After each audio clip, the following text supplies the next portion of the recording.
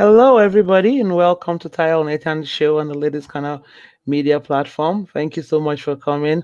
Thank you, everybody, for joining us once again. It's such a beautiful um, day to be here. I'm excited. I'm stoked, and yeah, to our viewers, I cannot be so more excited to have you on tonight because we're going to discuss matters relating to to our arts, money and finance.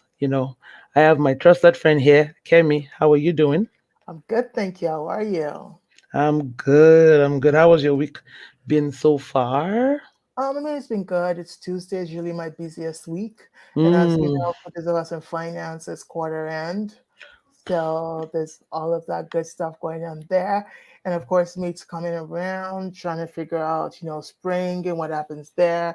And of course, for those of us in Ontario, we're still on lockdown. So, How is that going? This oh, lockdown, it's been a and year. it's It's been a year. I am over it. At this point, I'm like, let us out there. Let's try survival of the weakest.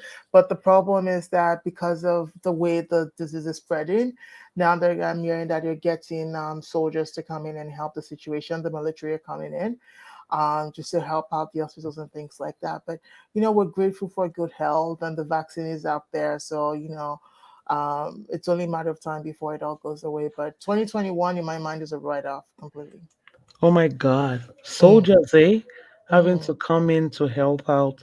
Wow, that's pretty intense. it's pretty apocalyptic, really. It's scary. It is scary when you have soldiers in town helping out. Because I thought this time last year, I thought, oh my God, by next year to be okay, and I can't wait for 2021. I can't wait to for this to be over. And this is April 2021, and doesn't look like as if it's over yet. It looks like as if we're still in the middle of this pandemic. Oh, we're just started. Um, We have just started. started. Oh my God, my heart and prayer, my thoughts and prayers are with you out there in Ontario. Thank I pray you. that this scourge leaves us quickly. Amen. The vaccination has started. People who should get vaccinated should get vaccinated. I know there's been some conspiracy theory that it might be the 666. I don't know that the Oh, I, 666 will come in a vaccine. I don't know if that's biblical necessarily, but I'm not that much of a Bible scholar. I shouldn't say that. But I don't know that 666 will be given to you against your will. So get vaccinated, get vaccinated, get vaccinated, and stay home, stay home, stay home. mm. What do you think? I'm gonna get a vaccine. I might get three or four different types of it just to make sure that it kicks in. You shouldn't do that. You can't do that. I'm just joking. I forget I'm live, so I shouldn't say things like that. Three. Okay, let's be here for just to make sure. No, No, no. one. I'm gonna get the vaccine. The one I don't know which one yet, but I get it. This was the same thing with 5G, and people were saying 5G was causing this. We had the same conspiracy theorists when COVID became a thing that it was government propaganda. It's not real. And yet people are dying every day. So I'm just like, if there's something that can help us go back to our real lives, I'll do it. Let's I'll do it. do it. I'll Let's do just do it. it. I'm with you Yeah, there. Let's do it. I hear you there. absolutely. I hear you. I wonder what our viewers think. Send us your comments. Send us your comments on this show. Let us know what your thoughts on the vaccination, the process, your thoughts about COVID. There's a lot of isolation out there. As a matter of fact, I'm just going to do a quick plug.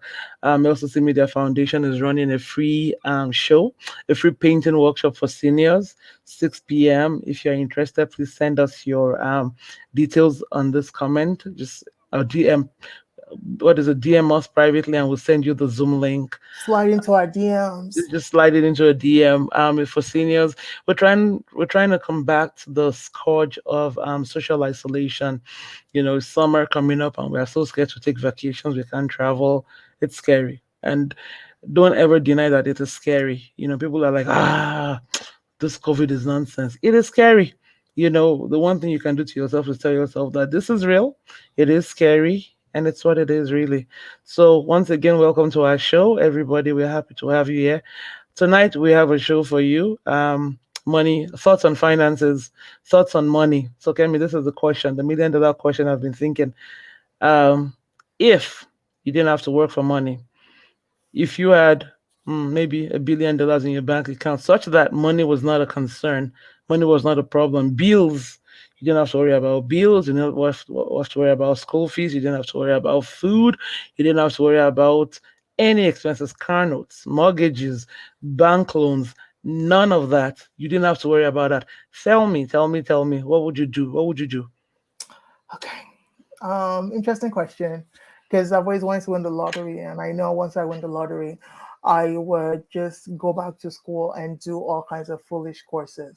Like I'm talking history, physics. Like I would have all kinds of PhDs, and I would do a lot of research. Things that when you think about the money and you're just like, no, it's not for me. So I would do things like that because that's what I truly enjoy. I truly enjoy learning things and just Mm. research that kind of work. So that's my passion. I would just learn and inspire and just be one of those activists that just go out there just fighting and just because you don't need money. So And you'd learn. travel. That's I would learn. I learn would and travel the world travel. just learning things. I would, I'll be that friend that, oh, Kemi is in the middle of I don't know, like some remote country no one even knew existed, just finding out facts and bringing that back. So that's what I would. I mean, I was telling my dad today that if this world doesn't go back to normal, I might just do that anyways. Actually, I have a friend, no word of a lie. She lives in the States. And when the pandemic started, she says to me, I think so she was living in an apartment. I was like, she wanted to buy a house. And she's like, well, she didn't know how the market was going to be with the pandemic and she didn't know how to handle that. And she thought so she moved into my parents' house. And guess what? Where are you now, dear? She goes, oh, I'm in South Carolina. Where are you now? I'm in I don't know, Las Vegas. Where are you now? Right now she's working. She's working and she's in Mexico. It's just anywhere there's an internet connection and a laptop port. She's working. She's been to Barbados, she's been to Mexico, she's been to Cuba, she's been to Trinidad and I'm like, this is totally so unfair. How do you get to travel and work? It is messed up, and I'm so jealous of her. I truly am jealous of her. I'm like, oh, where are you? I'm like, oh, I'm happy for you, but deep down, I'm like, please, Not show off. happy, come back. I know, right? What nonsense! How can you be working under the sun with some sipping mai tais, somebody serving you cold drinks under with umbrellas? That's But, messed up. but I mean, she's though, working. Like honestly, she is. But uh, I have you a know, comment here. yeah. Say again. What is the comment? The comment I have is I think I might have missed. Let me see. Oh well, thank you, Martha. She's saying I will travel around the world. Me too, Martha. I would also travel around the world. And then she says, yeah, plus I will give back to the Lord and further the gospel of Jesus. Hmm. Martha, Martha, Martha. Thank you. Thank you for saying that. I'm right there with you. Thank you for Hmm. coming on the show. Thank you for listening. Yeah. I'm there. I'm there with Martha. What were you saying, Kemi? Do I even recall? I think I talked about there's something about working remotely when you're on the beach and you have your laptop that you're more effective and you're more efficient than when you're doing it from your computer, right? It just when you're relaxed, you get to work better, I think. And I hear you. I hear you yeah, that once there's no pressure on you, everything is just working. You get your best inspiration comes under pleasure, or not. I I don't know. like that. And that's the thing. And I would write books. Like I would author a lot. Like there's so much I want to say, but I just don't have time. I'm busy chasing money that I don't have time to sort I of don't do know all this. that. Yeah, and that's why Also, me to answer that question is, Yeah. I'm in math actually. What I will do is I will find all the missionaries who are in the forefront of gospel delivery, and I would put a foundation for them so that they'll never have to worry about money again. Mm. School fees and shoes. I don't think it is fair that they are doing the work. I believe in the gospel of Jesus. I feel at the end of the day, nothing else matters other than heaven. The eternity is real, really. The question is location. Mm. That's my policy, and I'm not ashamed to say that. However, that's what I would do. Most of the money, I would help out as much as I can. Of course, I would travel. I would eat food. I would taste all the foods that are healthy or not, but nothing crazy, nothing like alligator skins or something like that. I mean, don't just say you try it. It's not the worst thing ever. Have you eaten alligator skins before, Kemi? I mean, not the skin, but the meat of it. So when I went to Where Kenya, When I Whoa. went to Kenya, there's a place called Carnivore, and they have so they have all kinds of exotic meats. So they serve things like bears and an alligator and what's that thing? The what's that bird? The pink one? It's not flamingo. Is it I flamingo? don't. No, not flamingo. The pink one with the long ostrich. Ostrich. They serve Are you ostrich. even allowed to kill that? Yes, you are. You can farm them. So Oh, you can find them. ostrich was very soft. It felt like Chicken. not chicken. What is that meat that just like what's that part of the beef that kind of opens up like liver? It felt like liver, and I don't like liver too much. It's gross. It's super soft. But alligator was more like it had a pork texture, but then a fishy smell.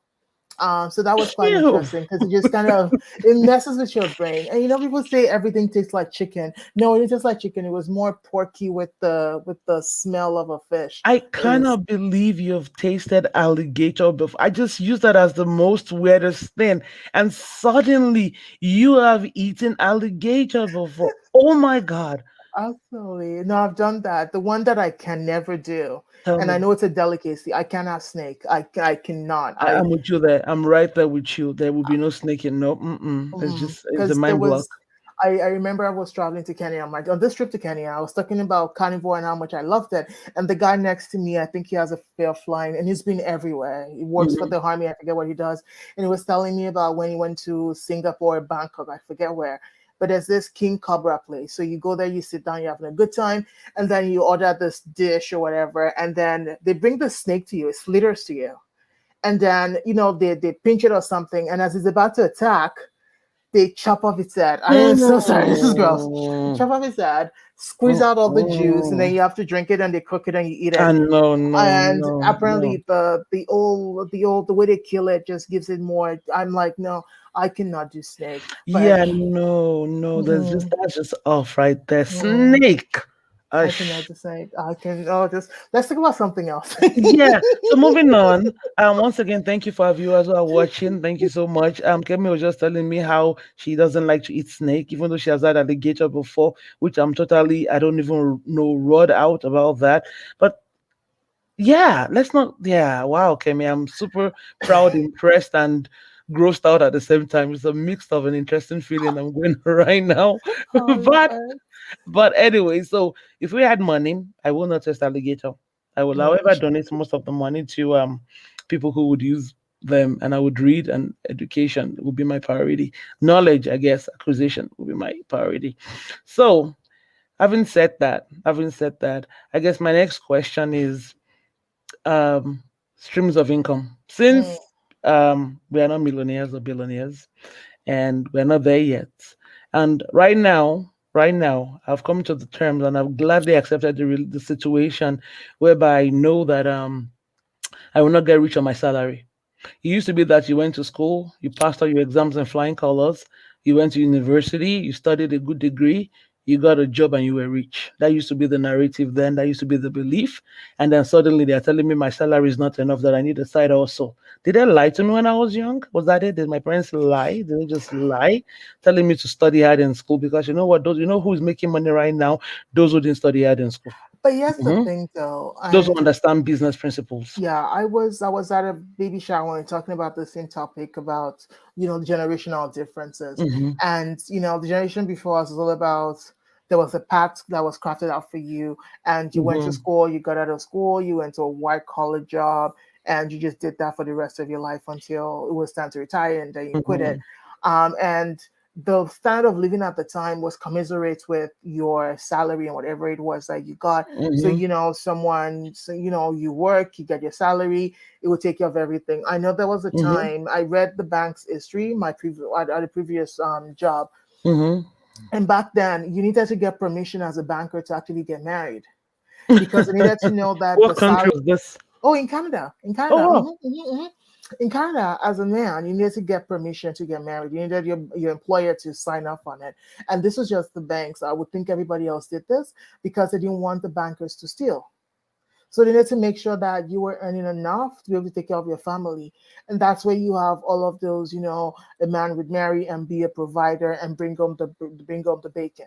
And the woman would cook the bacon, and that was how they kind of lived their lives.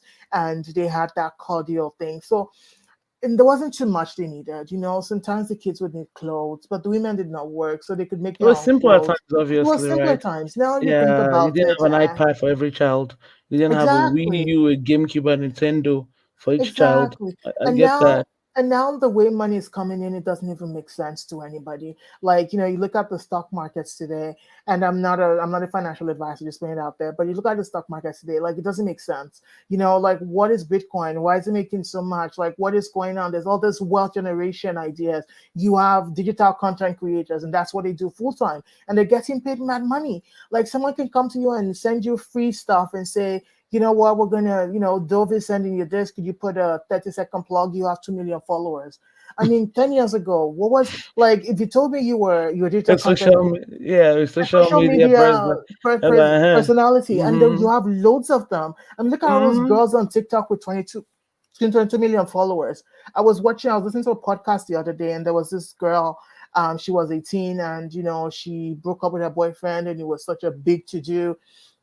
And as she was talking about what led to their breakup, she's talking about how they had a show to go to in Miami, and they had like an agent and this and that. And like on TikTok, you're a TikTok celebrity, and you have all of It this. depends. It's a It thing, depends. exactly, and It that's depends. and that's Mm-hmm. what's happening now. And so like it just doesn't make sense. And now everyone's doing two things to sort of have that lifestyle, Mm-hmm. whereas those of So social us, media is now the hustle, right? social Everybody's media trying is a to. hustle. It's a Everyone's doing it. hustle, it's a hustle. And it's wow. It's funny how you should say that because once again, I'm hearing all this buzz of TikTok account and people are actually doing crazy things now to get followerships and viewerships, and people are actually paying for this kind of thing so they can get paid. And Mhm. I mean, of course, we could discuss social media as much as we want to. I mean, look, listen, every tool is for good or for bad, right?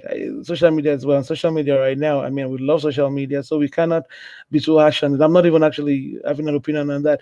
But the whole like, point of this is, hustle, you streams of income.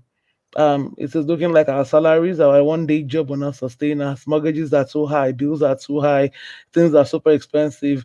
There's too many things competing for your attention. Like I said, I go to families and I see families, children have like three game systems. I'm amazed. GameCube, Nintendo, Wii U, and you have to update the games on the subscription.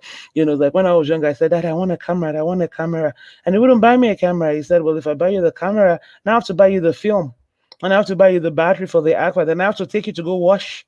If you remember, you have to wash the photos at the at the film studio. So he never bought me a camera.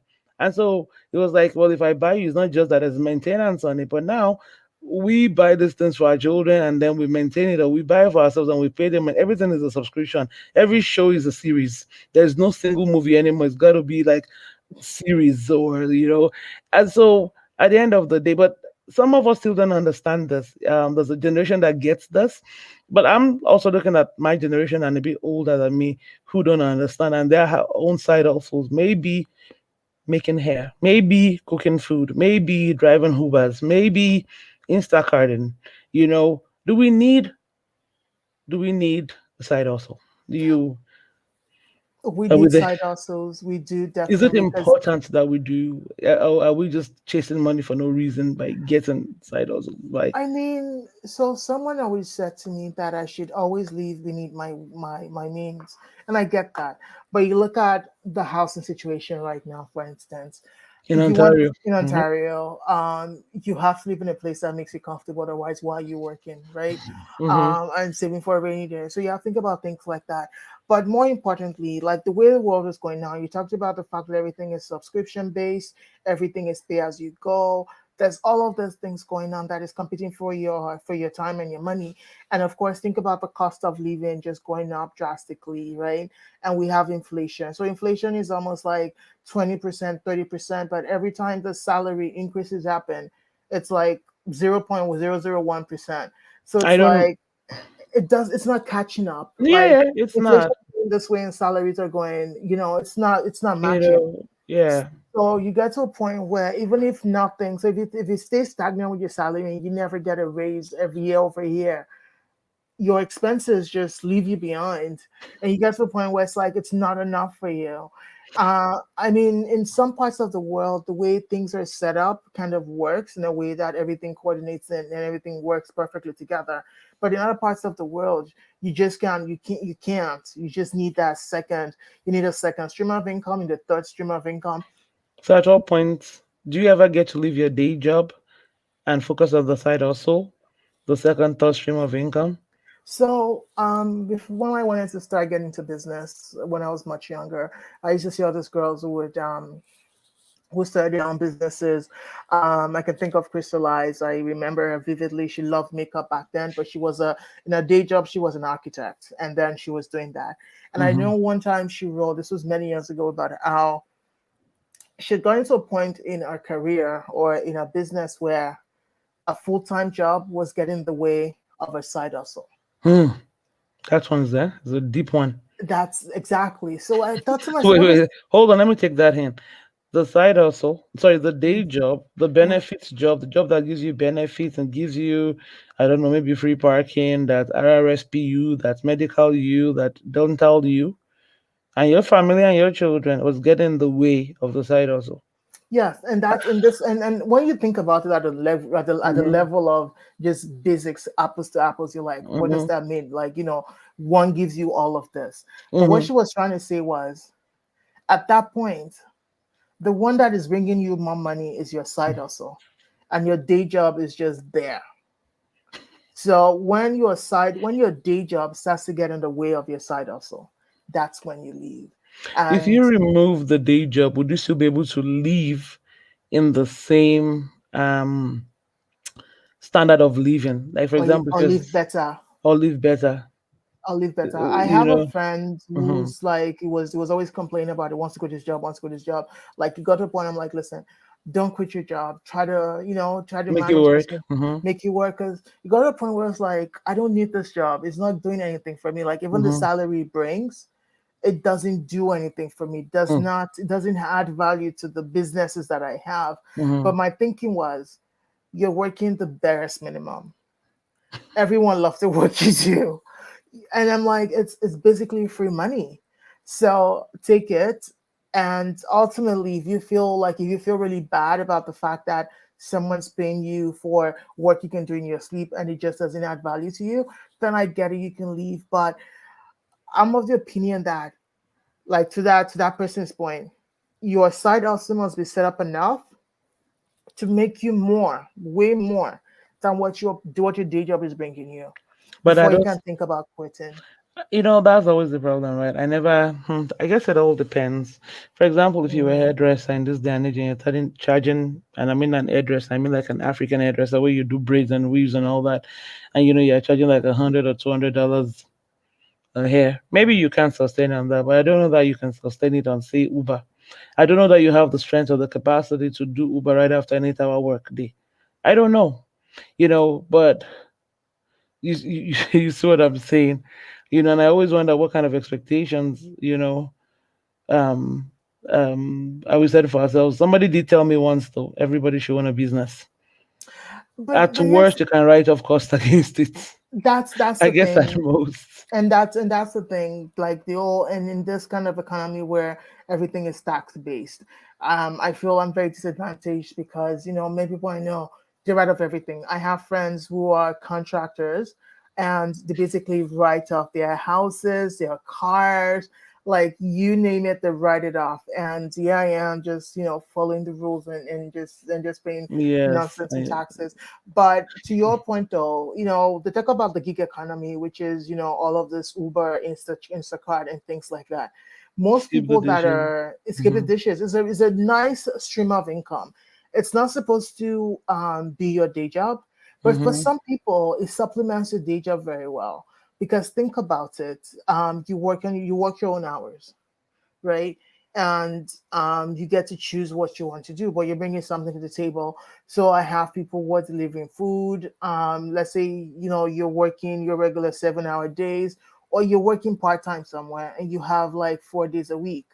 Then you have 2 days where you can make an additional source of income. So Mm-hmm. when you think about those gig economies, is either you're doing multiple things around the same gig that kind of helps you, or you're looking at how can I even start a business, scale up, offer something similar to what the Door Dashes and the Fedoras and the Uber Eats of this world do. I know where we're coming from, Matt. I'm always excited when somebody gives us a comment. I want to thank you all who are watching.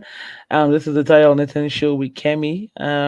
Sharing your stories. If you have any comments, please send us one. Inbox us too. Trading your time. Mata is telling us trading your time for dollars is the norm for most people. 96% of the people live that way, and that is true. That is a fact. But 96% that's of deep though. us Yeah, that's deep. We just trade take that our money. time for money. This is the question that has always gotten me pondering or wondering. When God, in His infinite mercy, created this world, did He intend that we will spend our lives chasing money? Was that a plan? Have you ever thought about that? Because the answer to that would function, would help us maybe retool our lives. Because I do not believe that when God, in His infinite knowledge, created us, Um, I don't think the purpose of this was money.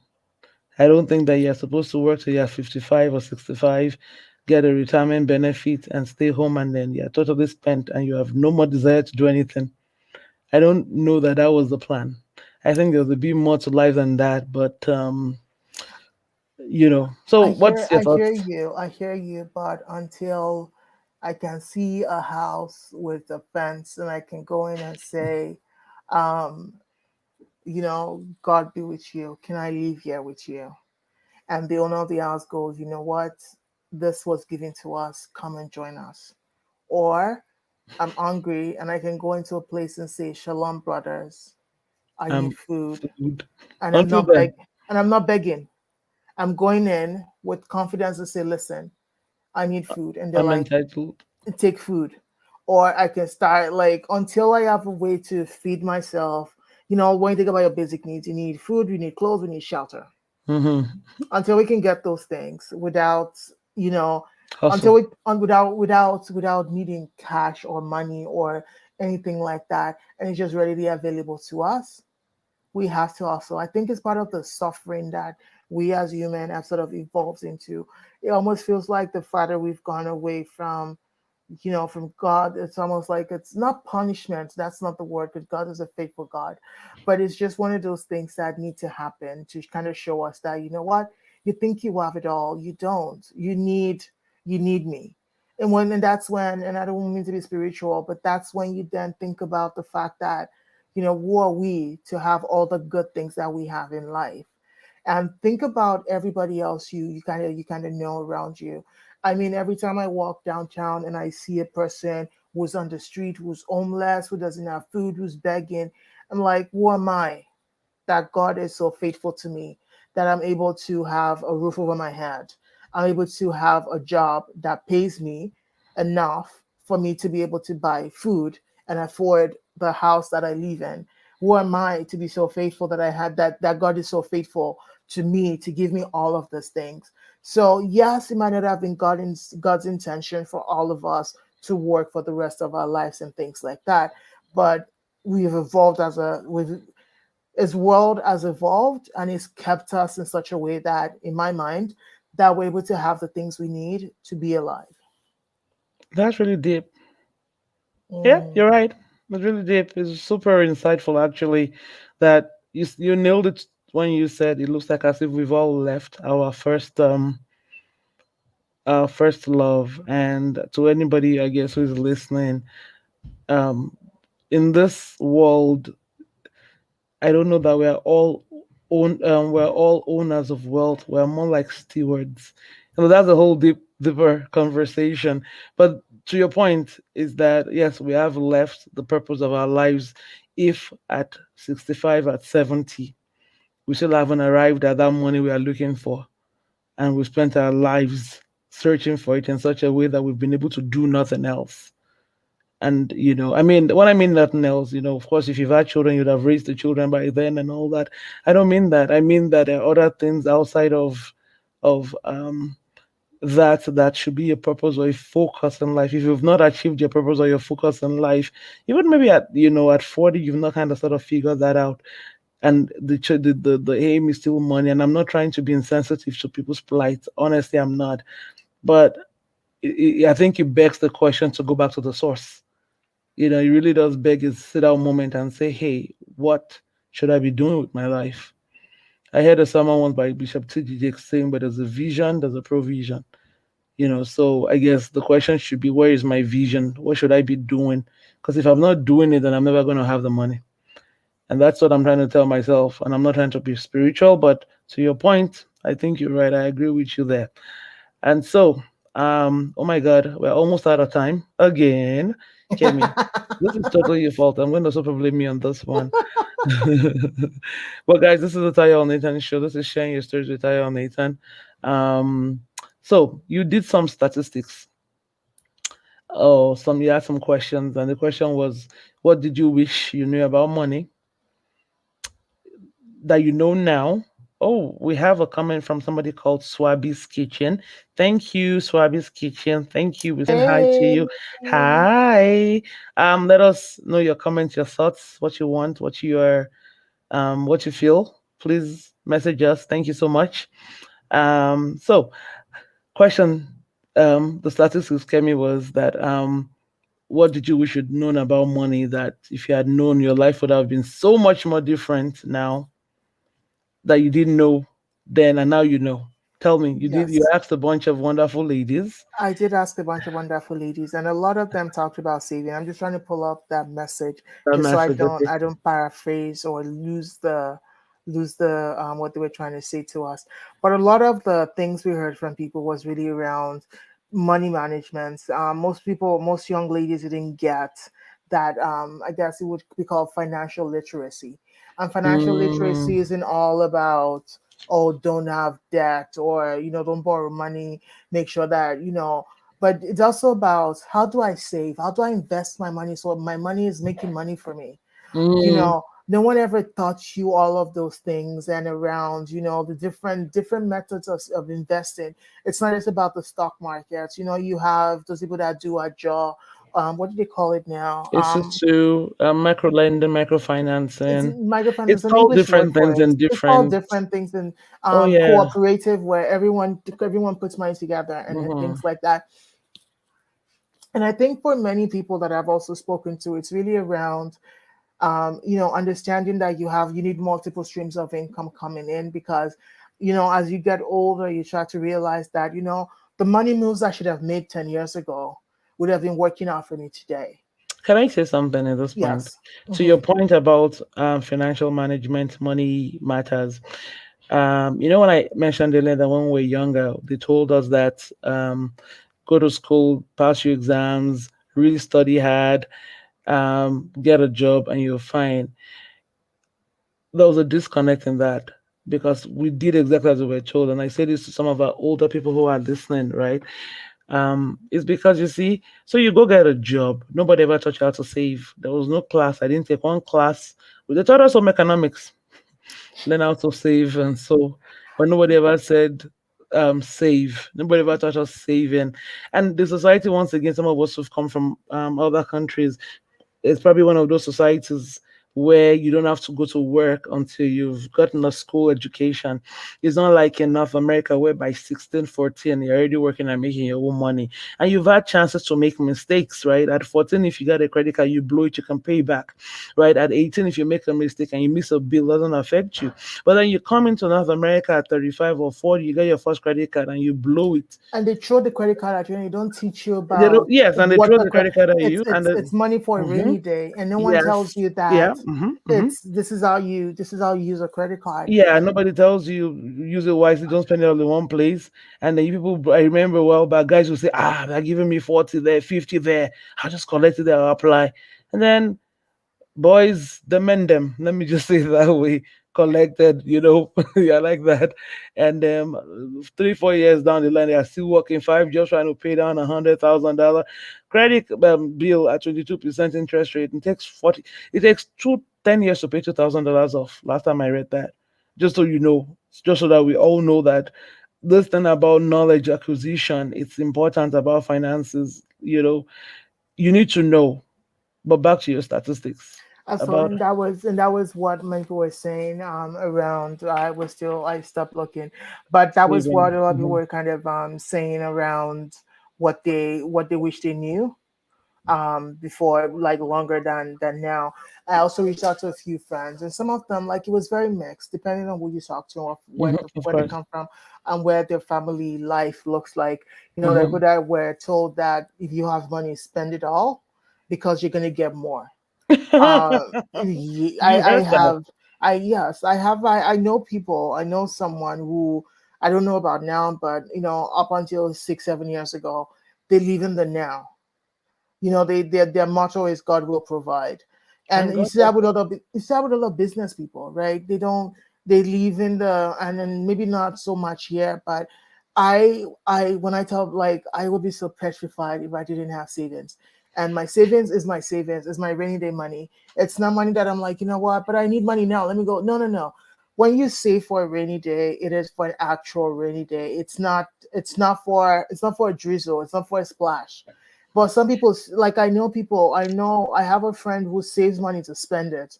And it's like every paycheck you're cutting out $200 until you get to a certain amount, and you take And that they do money blow it. and then you go buy a nice purse. And you're like, okay, that's great, but shouldn't you be saving for longer term? And it's like, oh, longer term is so hard, so I'm just gonna save for now and spend that. And you have those who paycheck comes in on Friday and by Sunday it's gone, because that's the mentality. They see the money, they spend it. Before the money comes, they plan for it. It comes in, they spend it. And it's a habit.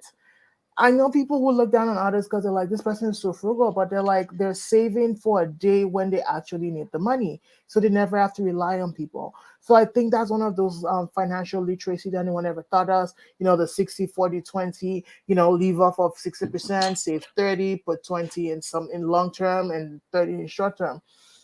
Say So again about that 60, 40, 20. I don't know the right amount, but your household rent or whatever, Mm-hmm. or mortgage should never be over never should never be over 50%. And that is your mortgage, your house bills, light, all of that should be 50% of your income. And then the other 50%, you only leave off of 20%. So 20% would be things like, and this is not financial advice, I read it in a book somewhere. Um, so it has to be things like entertainment. Mm-hmm. You want to buy a car, you want to pay off your car notes, your groceries, and everything like that. And you should really be saving 30% for a rainy day. Hmm. Well, It is um, hard to do.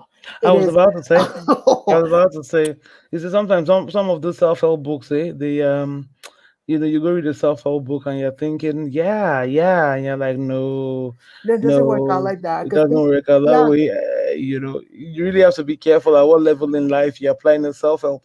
Honestly, because I've read some and and I'm like, there are true principles that would work, but you gotta give yourself room in the time when you are in your life, like if you, for example, and I remember I just had a baby at a time and they were saying, well, don't let your children hinder you. If you have to go out and work, and I'm like, yeah, but where where would do you I put the kid? yeah, where do I keep the child? Like right Yeah, now, what do I do? Like who yeah, helps me? yeah. And I started feeling bad that maybe I should be doing more. And I thought, really, really, really tired. You're really gonna let that happen? No, no. You have church members. You're like, yeah, I just have a baby. Jesus doesn't take a vacation. You should be in church. I'm like, She no, just no, needs to come back in. no, no, no. You don't. You were not going to do that. Yeah, you're not going. You're not going to do that to me. I like that. I remember. Or So what Mary I, didn't take a vacation. Some weird, yeah, bondage yeah. scripture thing that we say to ourselves sometimes. So when I think about self help, I take it at face. I take it for what it's worth. Hmm. If it helps you and you're like, oh, that's insightful, I take it. There was a time, there was this Instagram girl who would go around giving advice to married couples on how to deal with their marital lives. And, everybody followed her. She had so many followers, and Mm. she would give them all kinds of advice. And some were good, and some were just, you're questioning, but you're like, she's good at what she does. And everyone just assumed that she was this mature woman. Well, and the social media, everyone can come in and the way they speak, like my therapist would say, some people just have this gift of talking and people listening to them. And the way she would speak and give advice, everyone just flocked. They just flocked towards her, and she would just give them all kinds of advice. And then she turned 21. Oh, ah, And then she she turned turned 21. 21, She turned 21. and How then does a 21-year-old girl who's in university giving married people that have been married for 10, 15 years advice and they're taking it? It's she had because revelation. Leave that matter.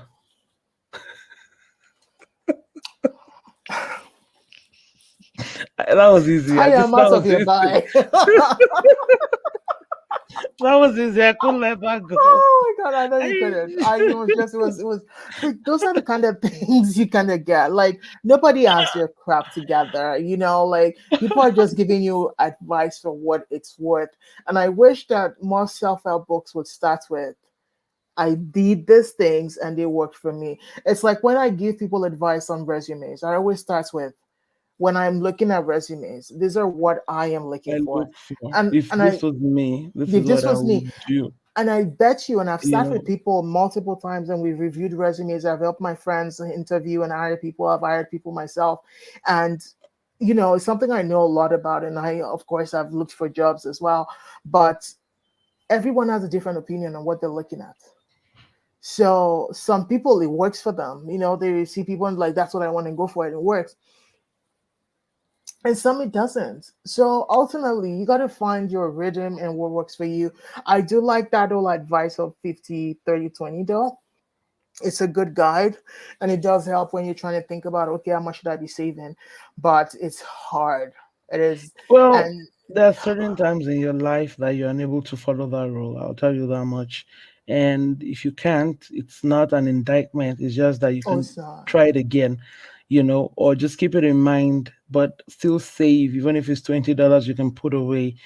I think the habit more so is important to me than actual the amount. Putting away something for the rainy day is more important than just than not, I suppose so. So if you can't, still try. And if it's bare bones, because you can get bare bones, people lose their jobs, they lose their income, and they lose it all, and it can happen. And really, my heart goes out to you if that's the situation. I pray that God will help you and find help, Amen. reach out, find solution Amen. to this matter. Don't do it alone. Seek as many help till you find your solution. So, guys, I've just been informed by my producer that we've overrun our time again. That I should quit my talking. That we should quit, otherwise we are going to run afoul again. I know, and I'm going to once again blame it on you. You are too insightful for me. I cannot keep up with your wisdom, Kemi. It is totally unfair how you do this to me each time, but I will forgive you. Thank I will you. forgive you. Till next time, Thank you. guys. This is the Taya Nathan Show, sharing your stories. If you have stories about anything at all you want to share, please inbox us, contact us. We really want to read your stories, and hear from you and learn from you. You validate us. I want to say thank you to everybody who's tuned in. Thank you so much once again. LCC Media Foundation is doing a free painting session with seniors. If you're interested, please inbox us. We'd like to have you. Anywhere you are from Canada, it's virtual. And we can also send you to supplies if you're interested. Kemi, I'm going to give you the last word. Tell me, what do you want to tell us about finances and money, the future? Or just tell us anything at all. Do you believe in UFOs? I don't know. Oh, I do actually. I Tell do me. believe in UFOs. I believe that people are around us.